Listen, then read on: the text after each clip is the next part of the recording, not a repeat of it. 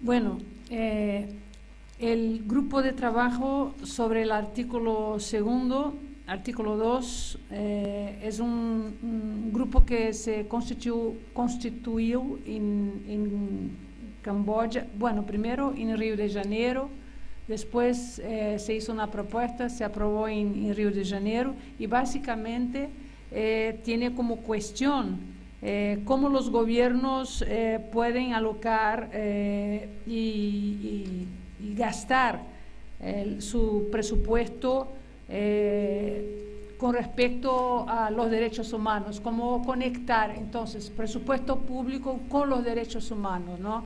Y en ese sentido el grupo sacó del artículo segundo la idea de que son baseadas en 3 principios básicos, ¿no? Que es el maximum of its available resources, o el máximo de los recursos disponibles, o la progresividad del derecho, ¿no? Achieving esos en términos progresivos, y without discrimination, non-discrimination, o sea, son 3 principios: el máximo de recursos disponibles, la progresividad del derecho y la no discriminación. Con base en estos 3 principios que están inseridos en el artículo segundo, se hizo todo un trabajo. Este trabajo está ya produciendo una especie de un guide para que se pueda producir algo obligatorio sobre la aplicación de los derechos en los presupuestos públicos, ¿no? Hay todo un trabajo hecho con grupos de pesquisa, de lectura de todas las interpretaciones que existen sobre el tema dentro de las Naciones Unidas, de la Comisión de Derechos Humanos, de todo eso, y que ahora está compilado todo dentro de una propuesta que debe salir, pero ainda va a recibir enmiendas, etc.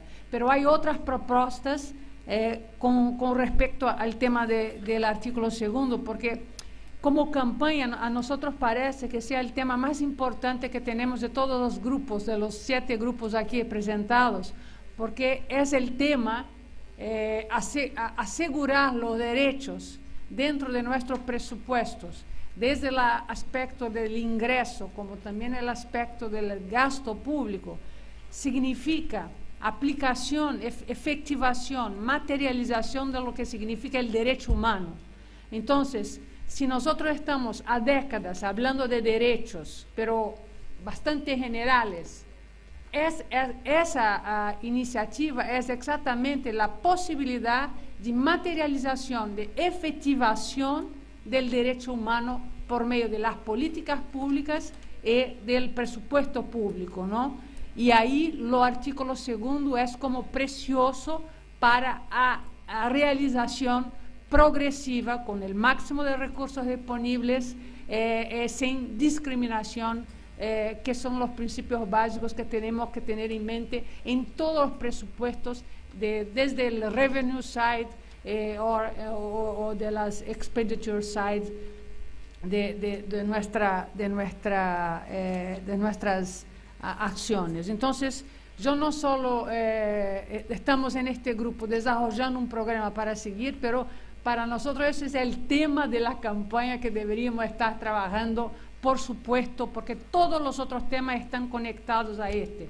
Si hablas de G20, de todo, de cuestiones de las industrias extractivistas, de todo que tiene, tú vas a llegar en el tema del derecho humano y va a pasar por el tema del derecho humano. Y la manera de actualizarlo y de materializarlo será exactamente con la utilización de los 3 conceptos ya asignados por todos los países, excepto los Estados Unidos de América.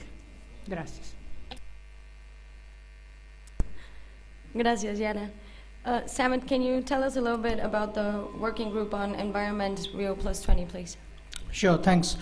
Good morning, ladies and gentlemen. My name is Samit Aich, and I come from Greenpeace, which is an international environmental campaigning organization operating in 42 countries across the world. In a room filled with experts working on budget transparency issues and budgets, it does feel a little insecure for people like us whose core competency is not either monitoring budgets or working on budgets. But there is, of course, a very strong link in what you guys do and what we do. Yesterday, when I was listening very keenly to Ms. Aruna Roy talking about budgetary understanding, being a part of historical struggles and how the roles of budgets can be revolutionary, I was also listening very keenly to the presentation made by Vanessa Herringshaw when she was talking about extractive industries and following the money which are getting into deals government are doing with corporations. Let me try and attempt to connect the fiscal transparency work and the environmental work I'm talking about. Climate change is one of the biggest challenges in the world we are facing today. Climate science tells us that emissions, if they don't peak by 2015, keeping to the target temperature rise below 2 degrees Celsius would be absolutely impossible, which will, of course, lead to runaway, catastrophic, irreversible climate change. But there are a fair amount of intervention points internationally where issues of budget transparencies can actually merge with the issues of environmental activism. Let me give you a couple of instances. There is first and foremost the UNFCCC process, which is the United Nations Framework Convention on Climate Change. As we speak today here in Tanzania, the UNFCCC COP17 is going to meet in Durban in the same continent next week. And this has been the series of negotiations on climate which has been happening over the last few years, most of which has turned not very fruitful. But it's a matter of time when negotiations come to a situation where one can look at a fair, ambitious, and a binding deal on climate. If not in Durban in 2011, then the next COP conference is going to happen in Qatar or South Korea in 2012 December. The next intervention point, other than the UNFCCC process, is the Rio Plus 20, which is, of course, another significant international meeting happening in Brazil in June 2012. The Rio Plus 20 is actually the UN Convention on Sustainable Development. And I would like to also stress, and Sanjeev also talked about the G20, and there's a certain sense that the G20 is also very important for environmental issues, because some of the issues the G20 has been discussing, of course, without too much of progress, has been the issue of fuel and fossil fuel subsidies, which runs up to billions of dollars. Depending on who is creating the estimate, the fuel subsidy on fossil fuels are estimated to be about between 500 and 600 billion US dollars per annum. As a part of the UN FCCC, which is the COP17 and the COP18 I'm talking about today and the next year, there's already a discussion which has happened last year and the years before on the need for a green climate fund, which is in the range of about 100 billion US dollars per year starting 2013 up till 2020. Now that's a lot of money one is talking about. Of course, the bigger issue is where is the money going to come from? But the fact of the matter is that the $100 billion has been talked about, and the need for having this $100 billion US dollars has been agreed upon. In the Rio Plus 20, which is happening in Rio de Janeiro in June 2012, one of the key mechanisms which will be under discussion as a part of this discussion is also going to be the RED Plus. Pardon, some of the things I'll be talking about might be a bit too specific to my agenda, and therefore I'd be happy to clarify on some of the acronyms or abbreviations I'll be using during my conversation. The RED Plus is actually the mechanism where there is a mechanism for reduced emission for deforestation and degradation. That's what REDD means.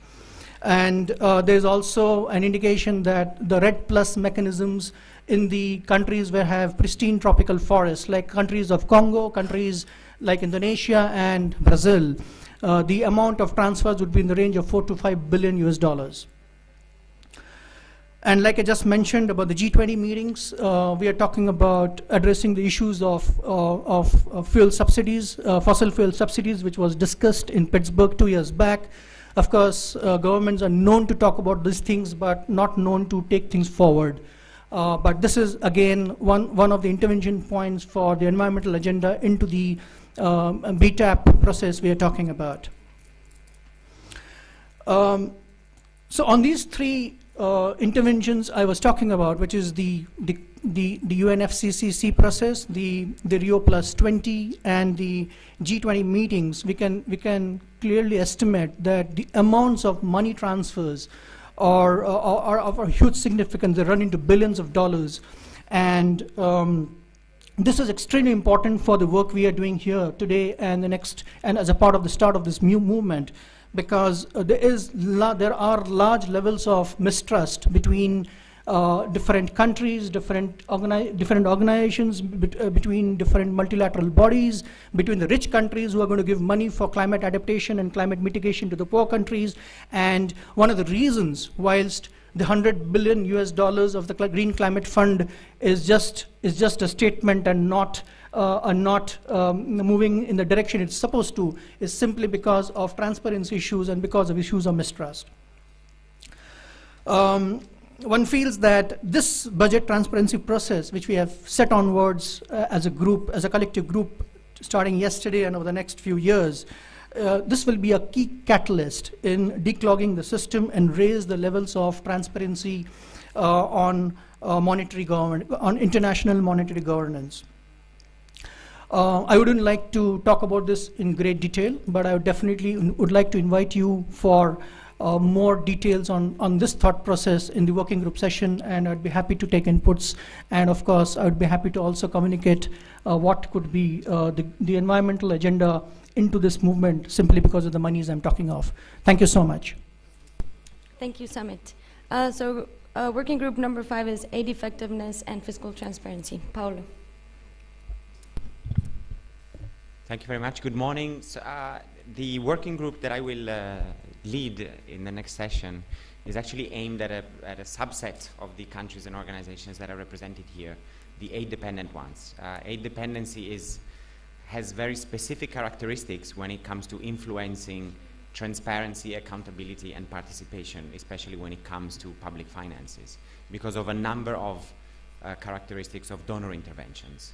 So what we will discuss in the working group is, number one, what are the important linkages that exist between donor interventions and budget transparency, accountability, and participation options and opportunities in aid-dependent countries, and some of the ongoing debates at the international level that the movement could be trying to influence.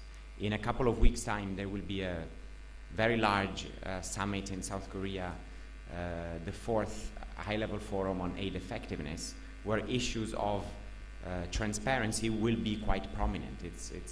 Transparency has been indicated as one of the key principles behind the declaration that will come out of the forum. There's going to be interesting debates about the linkages between aid transparency and budget transparency.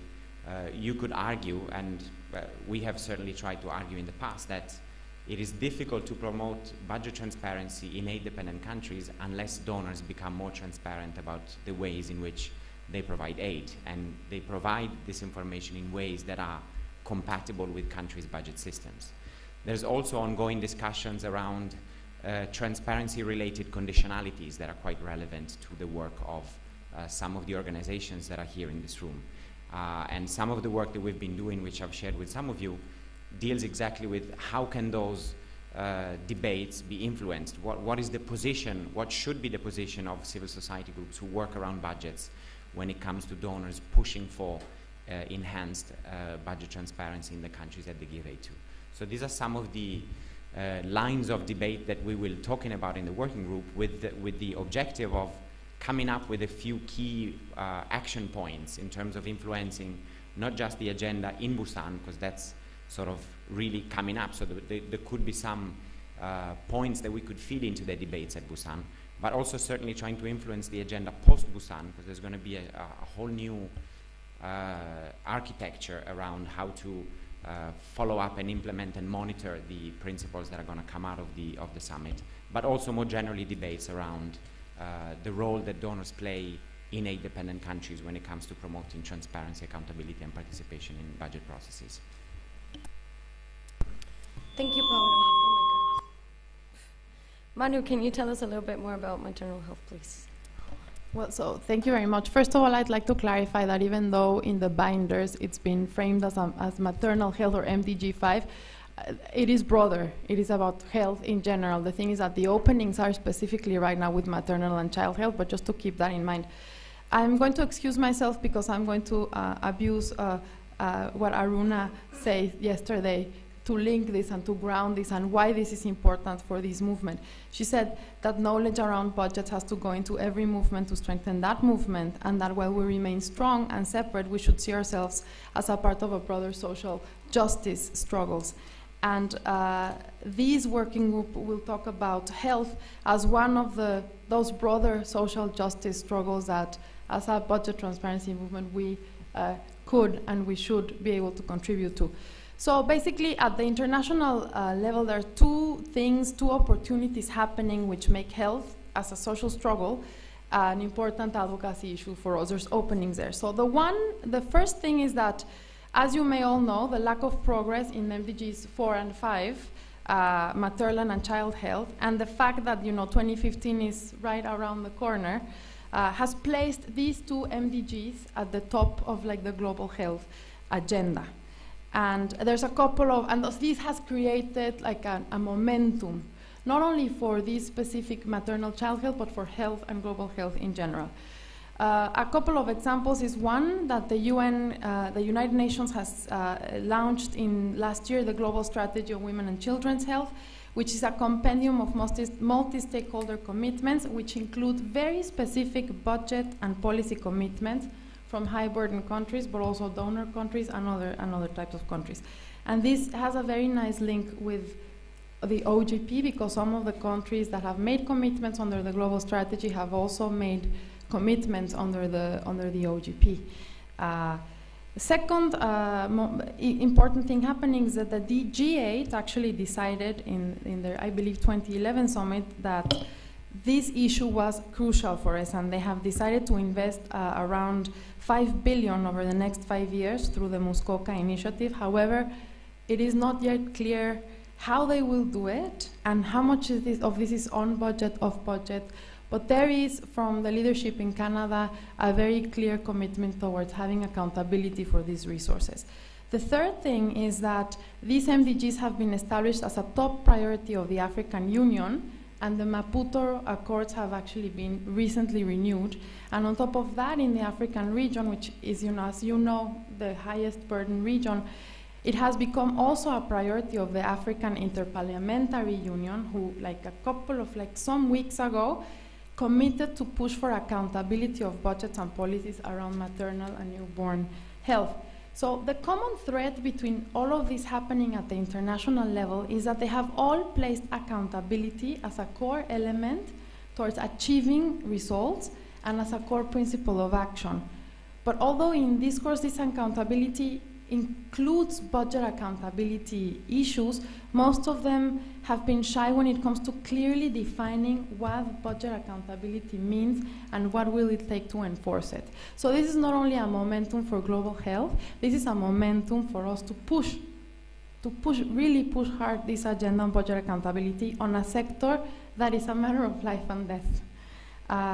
Then the second thing happening that is very important is that within the health community, there's a group of organizations, particularly international NGOs, who are eager to push harder and raise the profile of budget transparency and accountability and participation, because they have recognized that there will be no results and no impact in terms of health if this is not crossed with budget transparency accountability, and if governments are not held accountable for this as well. So moving from accountability of results in terms of health results, linking it back. Yes, sorry, I talked too fast, apparently. But the thing is that this group of organizations as Samit was saying, in terms of people working on the environment, they don't have the tools, and they have recognized that they don't have the tools or the knowledge to push this agenda on budgets further, and they have approached some of us working on budgets to help them build their arguments, provide some evidence from the ground, and also close their capacity gaps. And a very important thing to consider is that some of these groups that have reached out to us have already gained very important high-level spaces of advocacy within the United Nations structure, the World Health Organization structure. So this means, as I was saying, that the momentum within the global health agenda, which has been built by some of our potential allies and allies in health, is also a momentum for this community and our movement. And it is a unique opportunity to strengthen our links with the health community, but also a unique opportunity to advance budget transparency and accountability within a very particular sector. So I would like to invite you to please join our working group and brainstorm with us how it is that our movement can contribute to that, what that other movement can contribute to us, how we can build links, but also brainstorm some ideas on the opportunities that there are and what kinds of very concrete actions we can take. We have some ideas. I will be facilitating that with my colleague Lynn Friedman, and we have already some ideas of very concrete opportunities that there are and that we need to grasp. And the moment is now, because we don't know what happens after 2015 with this very particular issue. Thank you. Thank you, Manu. Now we're going to hear a bit from Joe Williams on the Extractive Industry International Agenda. Sorry about that. I think it was a good way to wake everyone up, maybe. So yeah, I'm Joe Williams. I work for Publish What You Pay International, and I'm here to talk a little bit about why we think sort of linking up to the global movement on natural resources or extractive transparency is something that could be worth vesting some resources into. It's really just an attempt to build upon Vanessa's sort of framing discussion yesterday, which I know you all heard, and I think she framed it really well. So the idea of this particular working group is to actually look at some of the practical things that we could do within the working group. I think we frame our discussion around this idea that budgets are made up of money going in and then money going out. So you need both sides to maximize the sort of end results. And the sort of the money going in and the money which goes out, those two things actually interact. And you will see things like tax incentives introduced, tax levels raised as a result of those budget processes. So they're sort of mutually dependent upon each other. In terms of why extractives could be a useful area to work on, two reasons really. First of all, the extractive industries or natural resources more generally are perceived as a public good. So there's a sort of auto link back to what are public resources. A budget is a public resource, but also natural resources are a public resource. Just the sheer value of natural resources to specific regions and countries. Countries like Timor-Leste, I think 95% of their public budget is made up of oil revenues. So when you're talking about a public budget in Timor-Leste, you're basically talking about the oil money and where it's coming from.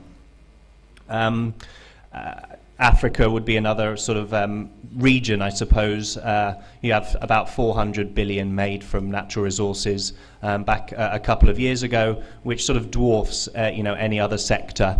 So if you're looking at public budgets, again, you're very much looking at what comes from natural resources. Also, I'd sort of argue that we have quite a lot of political traction in this area, and that is partly because natural resources are perceived as a public good.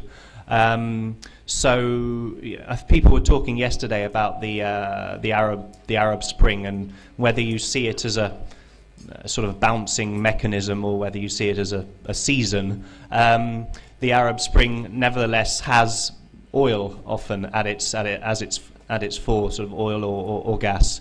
So if you're in Libya today, a lot of the citizens will be asking, well, let's get a bit more clarity on what's happening in with our oil revenues. It's also a problem sector. You are more likely, if you're in a natural resource-rich country, to live in a country that is sort of prone to corruption and conflict. So I think there's quite an urgent need for the sector itself to be sort of cleaned up. And I suppose it's also a reason to maybe focus on this area is we're talking about non-renewables in many ways, and there's some useful debate to be had with the sort of sustainability groups in this forum. But if you look at Paul Collier's work, for example, they're saying that there's really one generation to make these natural resources work for the public good. Otherwise, they'll be gone or will be moving to other areas. So I think there's a certain urgency about working on this issue that maybe isn't in other areas. So there's a load of debates that we can sort of think about. We need to know what's going into a national budget. There needs to be a debate there, and that's what Publish What You Pay has worked on for a long time. We also need to maximize what's going into a country's budget. In that respect, all this work about tax justice, if you like, the profit shifting, the transfer mispricing, what can you do to maximize the money which is going in?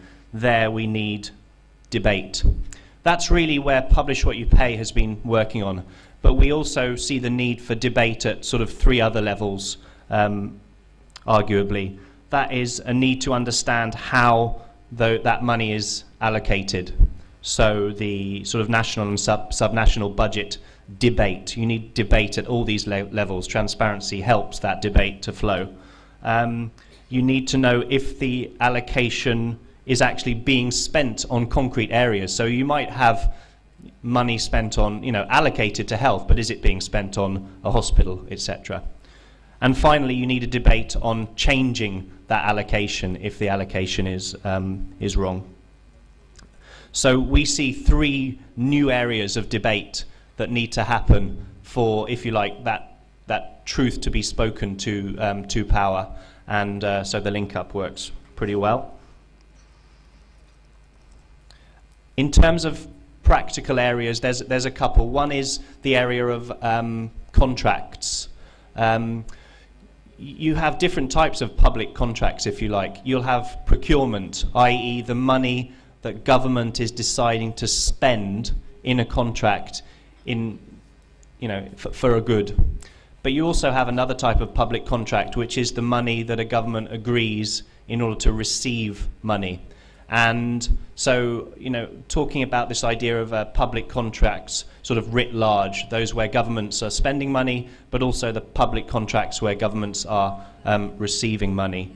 And I think the big natural resources contracts are an area to work on. Finally, we can drill down, sorry about the pun, into some of these areas a little bit more in the working group. But we've been asking for this data for 10 years as a movement. Finally, we're beginning to get some of this data. In the next 2 or 3 years, we're going to actually, hopefully, be swimming in data. So we need to start, as a movement, holding ourselves accountable, actually, for the use of the data. And so the need is greater than ever before to actually ensure that we are able to articulate, understand, capacity build, get journalists interested in how to use that data. And that's as a result of lots of different laws and regulations which have come on stream, as well as voluntary initiatives. So you have EITI, you have these sort of national laws which have extraterritorial implications, like the US law that Vanessa talked about and the EU law. But you also have national laws in say, Ghana on revenue management and contract transparency in Liberia. So we're finally getting the data, but we need the global movement's help in speaking truth to power. Thank you. Thanks, Joe. Finally, we asked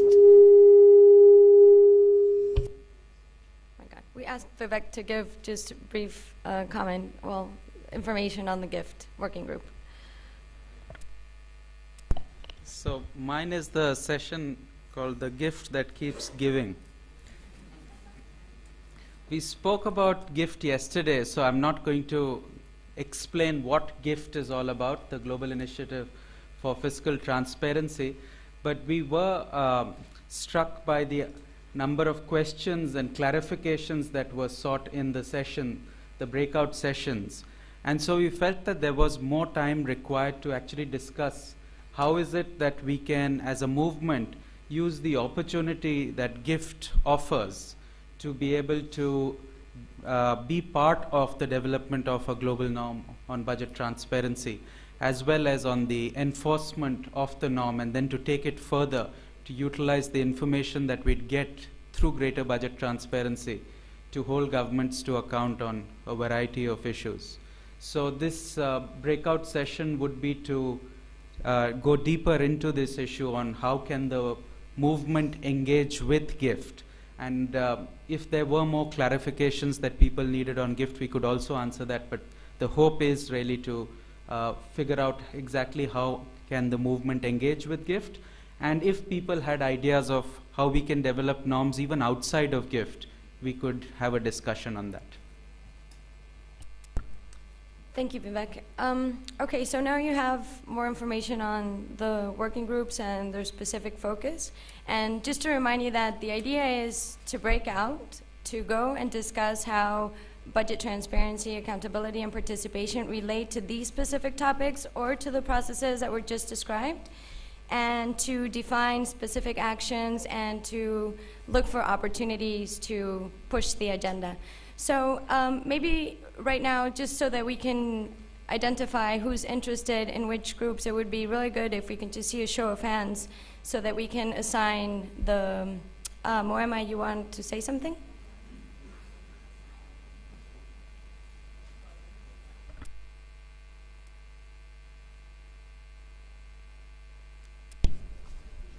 Yes, sorry.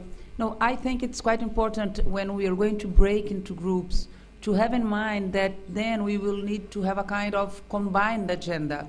So as for example, you were talking about the connections between the environmental discussion and the revenue one.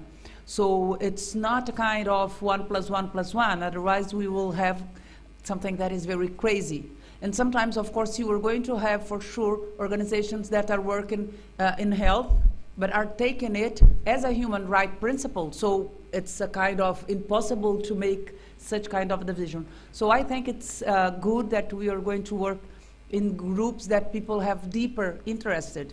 But it's quite important that when we were thinking about the process and the program that each group are, think as well on the connections so that we can have a kind of coherent plan of action and not a kind of 1 + 1 + 1.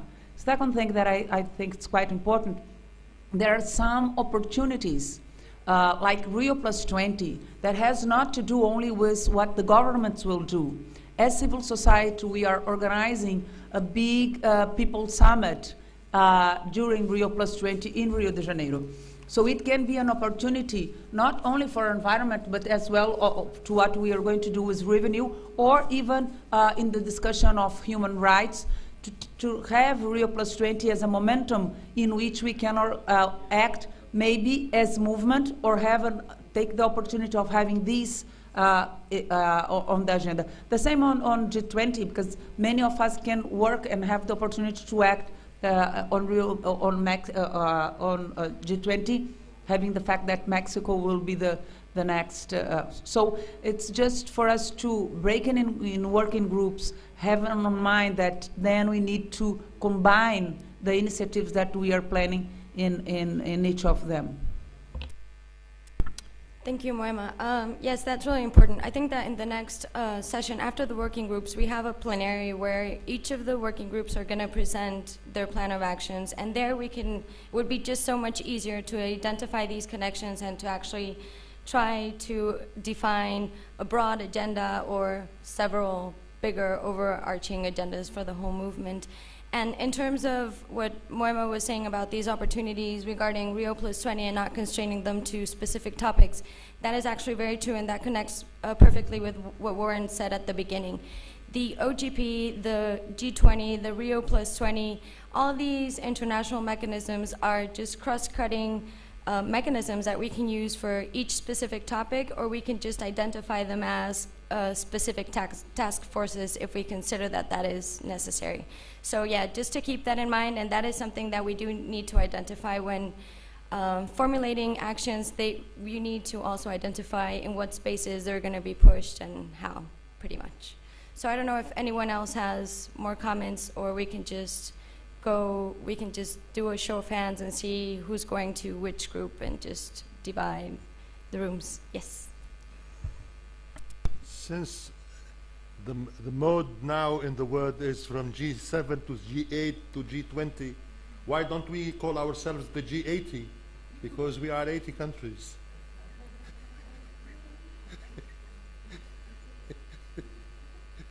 And this is something we represent, the civil societies in most of these countries.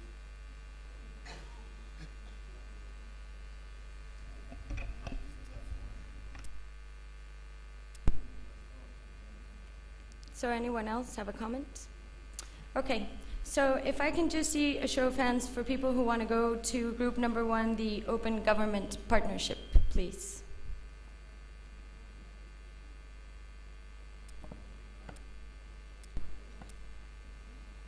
So